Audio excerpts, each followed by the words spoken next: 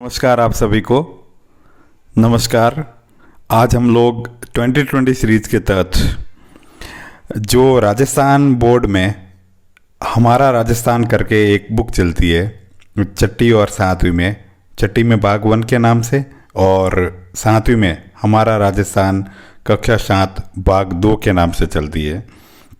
उस बुक के पीछे जो ऑब्जेक्टिव क्वेश्चंस दिए हुए हैं और अक्सर बहुत सारी परीक्षाओं में इन्हीं एग्ज़ाम से सवाल आते हैं, तो वही सवाल मैंने एक बार कोशिश की है कि मतलब हम लोग उन सारे जो पीछे दिए हुए क्वेश्चंस हैं उनको करेक्शन करते हुए या उनका एक बढ़िया कलेक्शन करते हुए आपके सामने प्रस्तुत कर दूं, ताकि आप लोग कम समय में 2020 के माध्यम से आपकी आरबीसी या समझ लो एनसीईआरटी की बुक्स का मैटर भी क्लियर हो जाएगा और 1 या 2 सवाल शायद यहीं से बैठ जाएगा। तो क्यों ना हम अलग अलग तरह की जो चीज़ें करें, उसकी बजाय ये आरबीसी बोर्ड्स की जो बुक है एनसीईआरटी की, वो भी आपके साथ साथ क्लियर हो जाएँ। तो आज की सीरीज़ में पुनः आप सभी का स्वागत है। अब मैं जो पहला सवाल लिया मैंने, ये जो पहला सवाल है वो अपनी हमारा राजस्थान कक्षा 7 भाग 2 वहाँ से लिया है। तो सिंपल सवाल है, बिल्कुल ही बहुत इजी सवाल है, बिल्कुल निश्चिंत रहना है और बिल्कुल निश्चिंत होकर ये एग्ज़ाम देना है।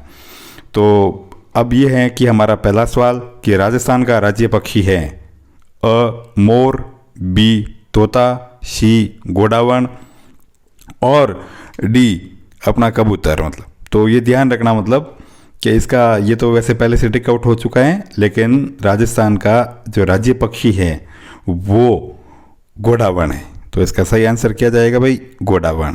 और गोडावण जैसलमेर और बाड़मेर क्षेत्र में जो शुष्क अभयारण्य है वहाँ पर पाया जाता है और इसका जो नाम है जूलॉजिकल वो कैरियोटिस नाइग्रिसेप्स है। ये भी ध्यान रखना, कभी आपसे पूछ ले तो ये भी थोड़ा सा कैरियोटिस या क्रायोटिस भी आता है ना, नाइग्रिसेप्स।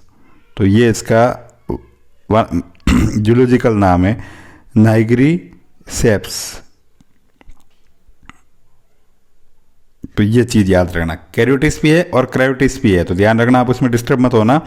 इसका जो जूलॉजिकल नेम है वो क्रायोटिस या कैरियोटिस नाइग्रिसेप्स और गोडावण पक्षी राजस्थान का राज्य पक्षी है। और एक चीज़ आपको और ध्यान रखनी है, मतलब कि साथ में कि जो अपना राज्य पशु है, तो पशु एक तो पालतू में है, तो पालतू वाली श्रेणी में ध्यान रखना, पालतू वाली में तो ऊँट को घोषित किया गया है 2014 में। और जो वन्य श्रेणी में है, तो वन्य श्रेणी में आपको पता ही होगा, वो वन्य श्रेणी में चिंकारा है मतलब। तो लेकिन ध्यान रखना चिंकारा है, तो ये तो है पशु और ये है पक्षी, तो ये चीज़ आप थोड़ी सी ध्यान रखना। तो कहने का मतलब एक तरह से पहला सवाल हमारा ये हुआ कि राजस्थान का राज्य पक्षी है तो वो गोडावण है, इसका नाम क्रायोटिस नाइग्रिसेप्स है जूलॉजिकल रूप से। और पालतू पशु की श्रेणी में जो अपना 2 जीव आते हैं, पालतू पशु वाली में राज्य पालतू पशु में ऊँट और जो वन्य श्रेणी में पालतू पशु है वो चिंकारा। अब हम अगले सवाल की ओर बढ़ते हैं। मतलब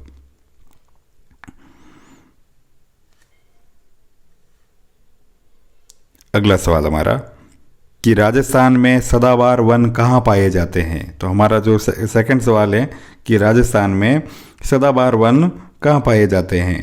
तो ये ध्यान रखना आपको कि राजस्थान में जो सदाबहार वन है वो ऑप्शन है ए करौली, बी उदयपुर, सी श्रीगंगानगर, डी माउंट आबू। तो आप ध्यान रखना, इसका जो सही आंसर होगा हमारा वो एक बार आप गेस कर लो, फिर मैं बता देता हूँ। तो इसका सही आंसर होगा डी। कहाँ है भाई? माउंट आबू में। तो ये ध्यान रखना, राजस्थान में सदाबहार वन की श्रेणी वाले वन माउंट आबू में पाए जाते हैं। तो पुनः ध्यान रखना, माउंट आबू में सदाबहार वन पाए जाते हैं। ठीक है ना भाई, ये ध्यान रखना आपको। अब तीसरा सवाल आज की सीरीज का कि धात्विक खनिज समूह की पहचान कीजिए। तो इसमें अ में शीशा, तांबा और लोहा है, बी में शीशा, संगमरमर ये पत्थर होता है, जिप्सम, सी में तांबा, मैंगनीज और चूना पत्थर, डी में ग्रेनाइट, तांबा और अब्रक। तो आपको पता ही है कि ये जो चीज़ें हैं मतलब ऑप्शन एक बार आप सोच लो, फिर मैं बता देता हूँ कि शीशा संगमरमर यानी पत्थर है, मतलब ये धात्विक नहीं है, धातु नहीं है। इधर चूना पत्थर धातु नहीं है और इधर ग्रेनाइट भी धातु नहीं है। तो ये जो पहला ऑप्शन होगा इसका सही, तो इसका जो सही ऑप्शन होगा वो कौन सा होगा भाई? पहला। तो ध्यान रखना ये कभी आ जाए तो इसमें पहला ऑप्शन आपका सही होगा मतलब। तो एक बार पुनः, शीशा, तांबा और लोहा इसका सही आंसर है मतलब। अब हम चौथे सवाल की ओर बढ़ते हैं कि चंदेरिया शीशा जस्ता शोधक यंत्र किस जिले में स्थित है? तो याद रखना, चंदेरिया शीशा जस्ता शोधक रिफाइनरी कौन से जिले में है? तो ऑप्शन सुन लो पहले एक बार आप, तब तक आप भी गेस कर लोगे। चित्तौड़गढ़, जयपुर या जैसलमेर या नागौर? तो याद रखने की आसान सी ट्रिक है, चंदेरिया शीशा जस्ता रिफाइनरी या शोधक यंत्र चित्तौड़गढ़ में स्थित है। कहाँ पे स्थित है भाई? चित्तौड़गढ़ में। तो ध्यान रखना चित्तौड़गढ़ में स्थित है मतलब। तो ये अपना ये सवाल भी पूरा हुआ। अब हम अगले सवाल की ओर बढ़ते हैं, पांचवें सवाल की ओर, कि रबी की फसलों के समूह की पहचान कीजिए। तो रबी की फसल दरअसल उसे बोलते हैं जो सर्दी के मौसम में, रबी यानी सर्दी, ये भी ध्यान रखना मतलब रबी यानी सर्दी। तो सर्दी कब से स्टार्ट होती है भाई? ये अक्टूबर से स्टार्ट होती है, ठीक है ना। और अक्टूबर, फिर नवंबर, दिसंबर और जनवरी के आसपास काटी जाती है। तो ये वो, इनको सियाड़ू भी कहते हैं, ये भी ध्यान रखना, इनको सियाड़ू वाली फसलें भी कहा जाता है मतलब।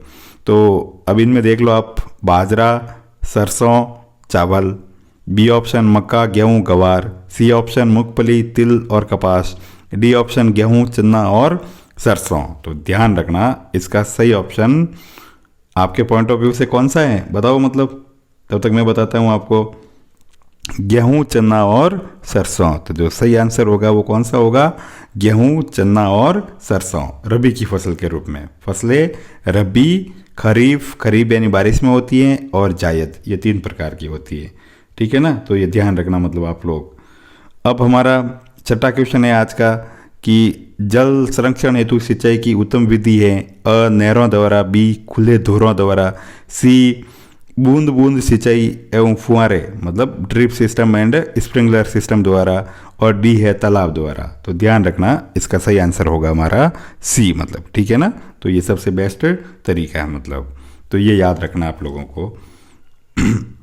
अब हमारा अगला सवाल है कि 7वां क्वेश्चन, कि कृषि विपणन बोर्ड मदद करता है, किसकी मदद करता है? बड़े आसान सा सवाल है, किसान की, बी शिक्षक की, सी विद्यार्थी की, डी पशुपालक की। तो आप लोगों को भी बड़ा आसान से, कृषि विपणन बोर्ड है तो वो किसान की मदद करता है, और किसान की मदद फसल बेचने में, मदद किस में करता है भाई? फसल बेचने में, और बेचने में भी किससे करता है? उचित दाम दिलाने में, और आड़तियों से मतलब बिचौलियों से ये बचाने के लिए कार्य करता है। तो ये भी ध्यान रखना मतलब, ठीक है ना, बिचौलियों से बचाने के लिए और उचित दाम दिलाने के लिए, फसल के उचित दाम दिलाने के लिए। तो ये भी थोड़ा सा आप ध्यान रखना मतलब कि कृषि विपणन बोर्ड किसान की फसल बेचने में बिचौलियों से और उचित दाम दिलाने में मदद करता है, ठीक है ना। अब हम लोग 8वें सवाल की ओर बढ़ते हैं कि कृषि उपज मंडी में मध्यस्थों से वसूला जाता है, जिन्हें आड़तीय कहा जाता है ना। क्या कहा जाता है भाई? आड़तीय, ये ड है, और या फिर बिचौलिए, इनसे क्या वसूला जाता है? जो वहाँ पे लगे रहते हैं मतलब बिचौलिए। तो इनसे ध्यान रखना मतलब बाजार शुल्क, लाइसेंस शुल्क, सेवा शुल्क या फिर परीक्षा शुल्क। तो ध्यान रखना इनसे लाइसेंस शुल्क वसूला जाता है, वहाँ लाइसेंस दिया जाता है इनको, तभी ये मध्यस्थ के रूप में कार्य कर पाते हैं। तो ये भी आपको एक अच्छा सा क्वेश्चन क्लियर हो जाएगा मतलब। तीसरा क्वेश्चन, 9वां क्वेश्चन है सॉरी, कि राजस्थान में निम्नलिखित में से कौन सा उद्योग बड़े उद्योग की श्रेणी में आता है? तो बिल्कुल ही सिंपल सा ऑप्शन है और बिल्कुल ही सिंपल सिंपल क्वेश्चन पूछे गए हैं आपसे और ऐसे ही आपके एग्जाम में भी आते हैं, आप भली मानो ना मानो पर ऐसे ही आते हैं। तो राजस्थान में निम्नलिखित में से कौन सा उद्योग बड़े उद्योग की श्रेणी में आता है? तो अ घानी तेल, बी शहद, सी सूती वस्त्र उद्योग और डी खादी शिल्प। तो इसका सीधा सा आंसर आपने गैस कर लिया होगा, क्वेश्चन देखते हैं स्क्रीन पे मैं बता देता हूँ, सूती वस्त्र उद्योग, ठीक है ना। तो सूती वस्त्र उद्योग को बड़े उद्योग की श्रेणी में माना जाता है मतलब। तो ये नौवां क्वेश्चन भी अपना कंप्लीट हुआ मतलब। अब अगले हम 10वें क्वेश्चन की ओर बढ़ते हैं। 10वें क्वेश्चन कि कौन सी वस्तु राजस्थान से निर्यात नहीं की जाती है? निर्यात यानी बाहर नहीं भेजी जाती है। तो ऊन राजस्थान में है, ऊन की मंडी अगर आपको ध्यान हो तो बीकानेर में है, ध्यान रखना भैया ना। राजस्थान में ऊन की मंडी पूछ ले तो बीकानेर में है। मेहंदी की मंडी पूछ ले तो मेहंदी की मंडी कहाँ पे स्थित है भाई? एशिया की सबसे बड़ी मेहंदी की मंडी सोजत सिटी में स्थित है, ठीक है ना। और जवाहरत जयपुर का फेमस है तो उसका भी निर्यात किया जाता है, हीरे और जवाहरत का। संगमरमर पत्थर अपने किशनगढ़ में मंडी है, ठीक है ना, तो ये भी किया जाता है, ध्यान रखना। तो अब जो ऑप्शन बचा हमारा कि लास्ट वाला, तो वो कौन सा बचा अपना ऑप्शन के रूप में या जो आज का उत्तर के रूप में? तो वो आप ध्यान रखना, पेट्रोल। अभी रिफाइनरी लगी जरूर है पर हम इसका निर्यात नहीं करते हैं। तो ये ध्यान रखना कि राजस्थान से निर्यात की जाने वाली वस्तु कौन सी है? तो वो पेट्रोल है मतलब। अब हम अगले क्वेश्चन की ओर बढ़ते हैं कि राजपुताने के कर्ण के रूप में कौन से राजा प्रसिद्ध थे? तो ध्यान रखना, इसका सीधा सा आंसर बीकानेर। कौन सा आंसर है भाई? बीकानेर के महाराजा राय सिंह मतलब, ठीक है ना। इन्होंने ये बीकानेर के थे, ये भी ध्यान रखना, बीकानेर में राज किया था और साथ ही साथ इन्होंने जूनागढ़ दुर्ग का निर्माण भी करवाया था। तो ध्यान रखना, ये जूनागढ़ दुर्ग भी बनवाया था, ठीक है। और जूनागढ़ दुर्ग में ही राय सिंह प्रशस्ति भी लिखाई थी। तो मतलब अपने राय सिंह प्रशस्ति भी इन्होंने जूनागढ़ दुर्ग में लिखाई थी, ये भी ध्यान रखना भैया, ठीक है ना। ऐसे मतलब तो ये सवाल भी अपना पूरा हो गया मतलब, या ये सवाल भी आपका क्वेश्चन आपका, मुझे पक्का यकीन है कि आपकी तैयारी बहुत अच्छी चल रही होगी, इसीलिए सारे क्वेश्चंस बहुत अच्छे से सॉल्व हो रहे होंगे। विजय स्तंभ का निर्माण किसने करवाया? महाराणा प्रताप, सवाई जयसिंह, महाराणा सूरजमल, महाराणा कुंभा। तो आप बिना कोई टेंशन लिए ध्यान रखना, ऑप्शन में बहुत इजी थे, मैंने क्वेश्चन में भी हेर फेर नहीं किया है। मैं चाहता था तो इस क्वेश्चन को मतलब ऐसे टप कर सकता था महाराणा सांगा वगैरह करके, लेकिन मैंने हूबहू अपनी जो राजस्थान बोर्ड्स की बुक्स हैं उसमें जो ऑप्शन वगैरह हैं वो दिया है। तो इसका सही आंसर कौन सा आएगा भाई? महाराणा कुंभा, ध्यान रखना मतलब विजय स्तंभ का निर्माण महाराणा कुंभा ने करवाया था मतलब। अब देखो अगला क्वेश्चन देखते हैं हम, 13वां क्वेश्चन कि भाई चेतावनी का चुंगटिया नामक प्रसिद्ध सूरतें किसने लिखे थे मतलब? तो केसरी सिंह बारट, अर्जुन लाल सेठी, जोरावर सिंह बारट और राव गोपाल सिंह खरवा। तो आपने तो ये बहुत ज़्यादा पढ़ा होगा, केसरी सिंह बारट। तो इसका भी आंसर ध्यान रखना, केसरी सिंह बारट मतलब, ठीक है ना। अब हम लोग 14वें क्वेश्चन की ओर बढ़ते हैं कि राव कृष्ण सिंह के समय बिजोलिया की जनता, जो भीलवाड़ा का ठिकाना था, से कितनी लागत या लागतें वसूली जाती थी? मतलब संख्या पूछी है यहाँ पर, तो ध्यान रखना उस टाइम 84 प्रकार की लाख बाग वसूली जाती थी मतलब, तभी वहाँ पर जनता उनके खिलाफ आक्रोशित हुई थी मतलब। तो 84 प्रकार की, कभी पूछ ले तो 84 प्रकार की ध्यान रखना मतलब, है ना। ये जो 15वां सवाल कि आज़ादी से पूर्व राजस्थान में कुप्रथा प्रचलित थी, मतलब कौन सी कुप्रथा प्रचलित थी? तो अब आप ऑप्शन देखते ही पता कर लोगे। सती प्रथा बिल्कुल थी, डाकन प्रथा थी, बाल विवाह था, कहने का मतलब कि उपयुक्त सभी प्रथाएं राजस्थान में कुप्रथा के रूप में प्रचलित थी मतलब, ठीक है ना। अब देखो 16वां क्वेश्चन अपना कि ये थोड़ा ढंग का क्वेश्चन लगा मुझे भी और आपको भी लगेगा कि 1819 को या 1819 में आधुनिक शिक्षा का पहला स्कूल कहाँ खोला गया था? ए जयपुर, बी अजमेर, सी उदयपुर, डी जोधपुर। तो इसका सही आंसर अजमेर होगा। सही आंसर कौन सा होगा भाई? अजमेर। तो ये क्वेश्चन थोड़ा सा आपको इम्पोर्टेंट है और इसको आपको थोड़ा सा अच्छे से याद करना है, ठीक है ना। अब हम अगले क्वेश्चन 17वें क्वेश्चन की ओर बढ़ते हैं। बिल्कुल ही आसान सा क्वेश्चन अपना पॉलिटी से रिलेटेड कि आवश्यक नियम एवं कानूनों का संग्रह जिनके आधार पर किसी संस्था या देश का संचालन किया जाता है वह कहलाता है।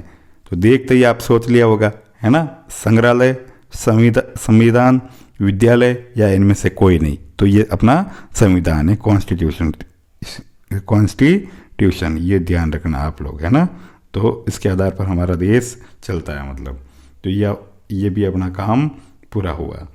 अब क्वेश्चन हम 18वें की तरफ बढ़ते हैं कि भाई 26 जनवरी 1950 को हम महत्वपूर्ण दिवस के रूप में याद करते हैं क्योंकि इस दिन अ संविधान निर्मित हुआ, ब संविधान सभा का गठन हुआ, सी संविधान लागू हुआ और डी देश आज़ाद हुआ। तो ध्यान रखना, मतलब ये 6ठी क्लास के और 7वीं क्लास के हमारे राजस्थान से उठाया गया। मैं 9वीं 10वीं का भी करूँगा, 11वीं 12वीं वाली भी सीरीज स्टार्ट करूँगा, तो इसीलिए ये क्वेश्चन आपको आज इजी लग रहे होंगे कि सर ये भी क्या समय हुआ मतलब। तो इसीलिए इस दिन हमारा देश का संविधान लागू हुआ था और हम इस दिन को गणतंत्र दिवस के रूप में मनाते हैं क्योंकि भारत एक गणतंत्रात्मक राष्ट्र है शासन व्यवस्था के लिहाज से, और लोकतंत्रात्मक शासन व्यवस्था या संसदीय शासन व्यवस्था को भी अपनाया हुआ है, मतलब ठीक है ना। तो ये चीज़ें ध्यान रखना। मतलब अब हम 19वें क्वेश्चन की ओर बढ़ते हैं, बिल्कुल ही छोटा, ये 6ठी का क्वेश्चन लिया मैंने, है ना। आज पहले 7वीं की बुक मेरे आगे आ गई थी तो 7वीं के क्वेश्चन मैंने पहले ले लिए कि क्षेत्रफल की दृष्टि से राजस्थान का सबसे बड़ा जिला है। तो ध्यान रखना, जैसलमेर, धौलपुर, जयपुर, प्रतापगढ़, इनमें से जैसलमेर सबसे बड़ा जिला है। तो ये ध्यान रखना आप लोगों को थोड़ा सा, मतलब ठीक है ना। और आज का लास्ट क्वेश्चन, आखिरी क्वेश्चन कि मतलब राजस्थान में कुल कितने ज़िले हैं। तो कुल कितने ज़िले हैं भाई, ये भी कोई सवाल होता है कि 25, 30, 33 या 23। तो राजस्थान में वर्तमान में 33 ज़िले हैं।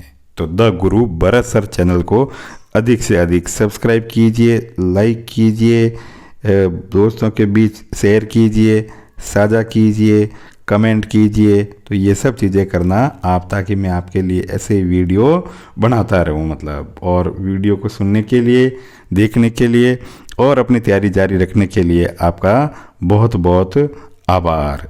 सुनने के लिए पुनः बहुत बहुत थैंक यू।